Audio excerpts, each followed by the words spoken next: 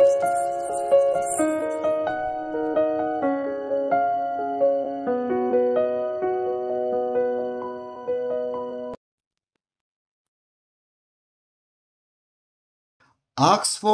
University press 2025 సంవత్సరపు పదంగా ఏ పదాన్ని ఎంపిక చేసింది?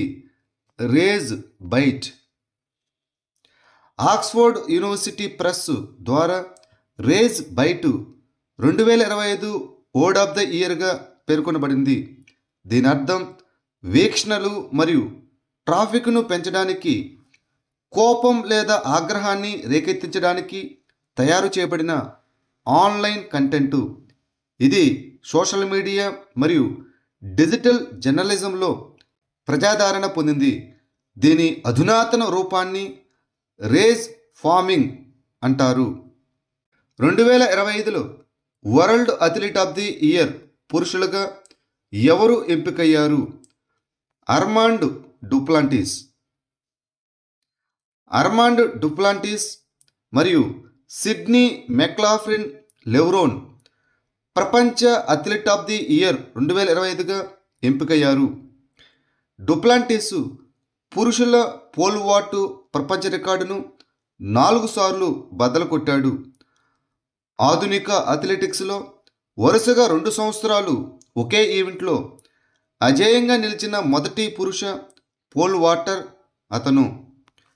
టోక్యోలో జరిగినటువంటి మహిళల 400 మీటర్ల టైటిల్ను మెక్లాఫ్లిన్ లెవ్రోన్ 47.78 సెకండ్లో గెలుచుకుంది. 400 మీటర్ల ఫ్లాట్ మరియు 400 మీటర్ల హర్డిల్స్ రెండింటిలోనూ ప్రపంచ టైటిల్ను గెలుచుకున్న మొదటి అథ్లెట్ ఆమె.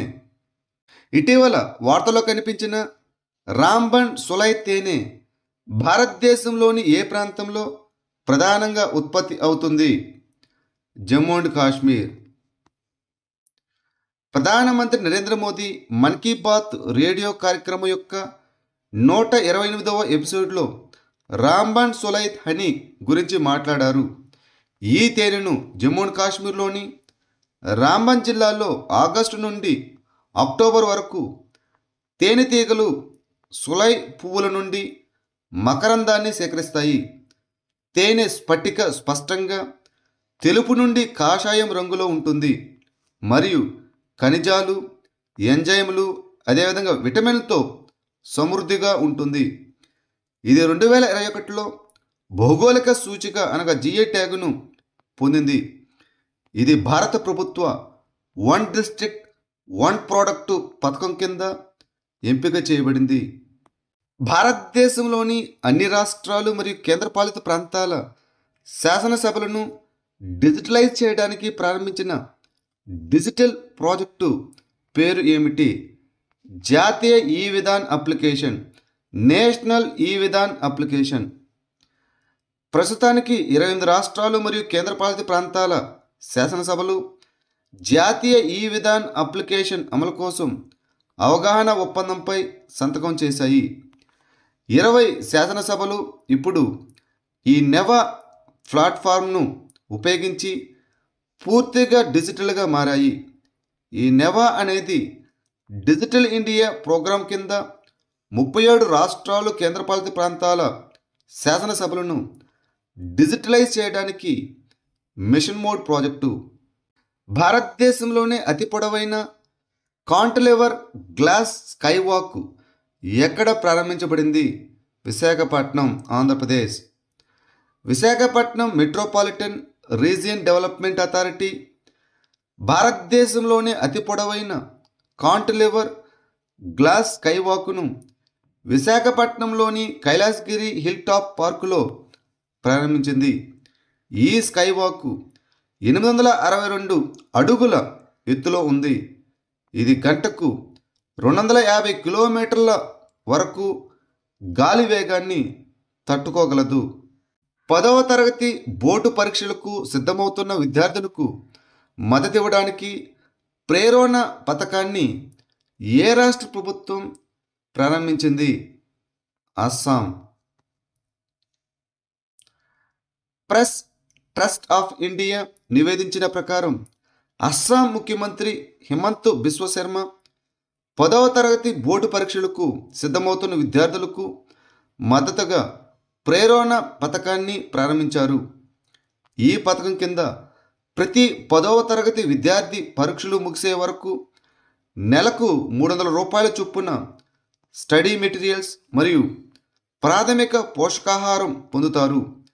ఇది అస్సాంలోని Assam state school education board మరియు central board of secondary education ఆదర్శ విద్యాలయాల కింద ఉన్నటువంటి విద్యార్థులను కవర్ చేస్తుంది. సుల్తాన్ అజ్లాన్ షా కప్ 2025లో భారతదేశం హాకీలో ఏ పథకాన్ని గెలుచుకుంది? వెండి పథకాన్ని. మలేషియాలోని ఇపోలో జరిగినటువంటి సుల్తాన్ అజ్లాన్ షా కప్ 2025లో హాకీలో భారత్ రజత పథకాన్ని గెలుచుకుంది. బెల్జియం 1-0 తేడాతో భారత్ను ఓడించింది. 6 సంవత్సరాల విరామం తర్వాత భారత్ తిరిగి వచ్చి వరుసగా రెండోసారి రన్నరప్గా నిలిచింది. 2019 ఫైనల్లో రిపబ్లిక్ ఆఫ్ కొరియా చేతిలో ఓడిపోయింది. 5 టైటిళ్లతో భారత్ 10 విజయాలు సాధించిన ఆస్ట్రేలియా తర్వాత రెండవ అత్యంత విజయవంతమైన జట్టుగా కొనసాగుతోంది. 41వ all India governance gold cup international football tournament 2025ను ఏ జట్టు గెలుచుకుంది? Rajasthan united football club. Rajasthan united football club Paljor స్టేడియంలో జరిగిన 41వ all India governance gold cup international football tournament 2025ను గెలుచుకుంది.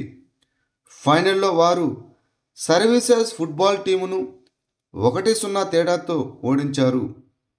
2025 ప్రపంచ ఎయిడ్స్ దినోత్సవం యొక్క థీమ్ ఏమిటి? అంతరాయాన్ని అధిగమించడం, ఎయిడ్స్ ప్రతిస్పందనను మార్చడం. హెచ్ఐవి లేదా ఎయిడ్స్ గురించి అవగాహన పెంచడానికి, మరణించిన వారిని గుర్తుంచుకోవడానికి మరియు ఈ వ్యాధితో బాధపడుతున్న ప్రజలకు మద్దతు ఇవ్వడానికి ప్రతి సంవత్సరం డిసెంబర్ 1న ప్రపంచవ్యాప్తంగా ప్రపంచ ఎయిడ్స్ దినోత్సవాన్ని జరుపుకుంటారు. దీనిని మొదట 1988లో ప్రపంచ ఆరోగ్య సంస్థ గుర్తించింది. ఇక 2025 యొక్క థీమ్ వచ్చి అంతరాయాన్ని అధిగమించడం, ఎయిడ్స్ ప్రతిస్పందనను మార్చడం, అనగా overcoming disruption, transforming the AIDS response. భారతదేశంలో 15వ అంతర్జాతీయ ఇసుక కళా ఉత్సవం 2025 ఎక్కడ ప్రారంభమైంది? ఒడిశా.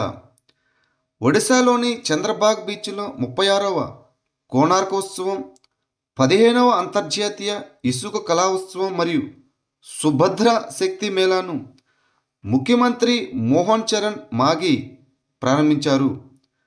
యునెస్కో ప్రపంచ వారసత్వ ప్రదేశం కోనార్క్ సూర్య దేవాలయం సమీపంలో ఈ కార్యక్రమాలు జరిగాయి. ఒడిస్సీ, భరతనాట్యం, కథాకళి, మణిపూరి మరియు కథక్ వంటి శాస్త్రీయ నృత్యాలను ప్రదర్శిస్తారు. భారతదేశం మరియు విదేశాల నుండి 143 మంది ఇసుక కళాకారులు ఇసుక కళా ఉత్సవంలో పాల్గొంటున్నారు. ఈ ఉత్సవం డిసెంబర్ 1 నుంచి 5 వరకు జరుగుతుంది. కియామ్ని యుంగాన్ తెగ ప్రధానంగా ఏ రాష్ట్రంలో కనిపిస్తుంది?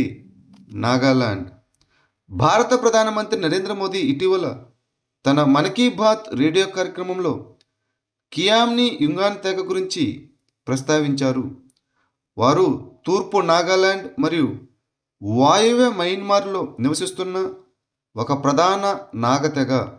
ఈ కియామ్ని యుంగాన్ అనే పదానికి గొప్ప నది లేదా నీటి మూలం అని అర్థం. వారు సైనో టిబెటన్ భాషా కుటుంబానికి చెందిన కియామ్ని యుగాన్ భాషను మాట్లాడతారు.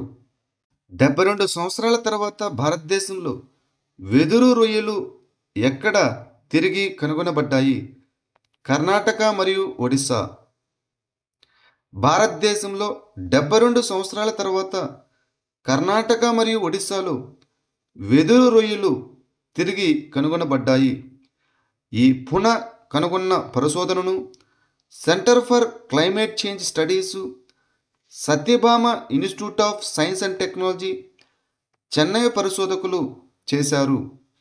ఇది మలేషియా, సింగపూర్ మరియు థాయిలాండ్తో సహా ఆగ్నేసియాకు చెందిన మధ్య తరహా మంచినీటి రొయ్య. సంచార్ సాథి అనేది ఏ విభాగానికి చెందిన డిజిటల్ భద్రత ఇనిషియేటివ్? టెలికమ్యూనికేషన్ శాఖ. సంచార సాథి అక్టోబర్ 2025లో 50,000 కంటే ఎక్కువ పోగొట్టుకున్న లేదా దొంగిలించబడిన మొబైల్లను తిరిగి పొందేందుకు వీలు కల్పించిందని టెలికమ్యూనికేషన్ల విభాగం నివేదించింది. మొత్తం రికవరీలు 7 లక్షలు దాటాయి. కర్ణాటక మరియు తెలంగాణ ఒక్కొక్కటి 1,00,000 రికవరీలను దాటాయి. మహారాష్ట్ర 80,000ను దాటింది. జూన్ నుండి అక్టోబర్ 2025 వరకు నెలవారీ రికవరీలు 47% పెరిగాయి. ప్రతి నిమిషానికి ఒక హ్యాండ్సెట్ రికవరీ చేయబడింది. సారస్ ఆజీవిక ఫుడ్ ఫెస్టివల్ 2025 ఎక్కడ ప్రారంభమైంది? New Delhi. Saris Aajeevika food festival 2025ను December 1, 2025న న్యూఢిల్లీలోని సుందర్ నర్సరీలో కేంద్ర గ్రామీణాభివృద్ధి, వ్యవసాయం అండ్ రైతు సంక్షేమ శాఖ మంత్రి శ్రీ శివరాజ్ సింగ్ చౌహాన్ ప్రారంభించారు. 25 రాష్ట్రాల నుండి దాదాపు 300 మంది లఖ్పతి దీదీలు అనగా మహిళా వ్యవస్థాపకులు మరియు స్వయం సహాయక బృందాల నుండి మహిళలు 62 స్టాళ్ల ద్వారా పాల్గొంటున్నారు. డిసెంబర్ 9, 2025 వరకు జరిగే ఈ ఉత్సవం జాతీయ గ్రామీణ జీవనోపాధి మిషన్ కింద మహిళా సాధికారతను ప్రోత్సహించే భారతీయ సంస్కృతి, గ్రామీణ ఉత్పత్తులు మరియు సాంప్రదాయ వంటకాలను ప్రదర్శిస్తుంది. విదేశీ ఆస్తులకు సంబంధించి స్వచ్ఛంద సమ్మతిని బలోపేతం చేయడానికి రెండవ నడ్జ్ ఇనిషియేటివ్ను ప్రారంభించిన సంస్థ ఏది? Central board of direct taxes, CBDT. విదేశీ ఆస్తులకు సంబంధించి స్వచ్ఛంద సమ్మతిని బలోపేతం చేయడానికి central board of direct taxes రెండవ non intrusive usage of data to guide and enable అనగా నడ్జ్ ఇనిషియేటివ్ను ప్రారంభించింది. ఆదాయపు పన్ను రిటర్న్స్లో షెడ్యూల్డ్ చేయబడిన విదేశీ ఆస్తులు మరియు విదేశీ మూల ఆదాయంలో సరైన నివేదికపై ఈ ప్రచారం దృష్టి పెడుతుంది.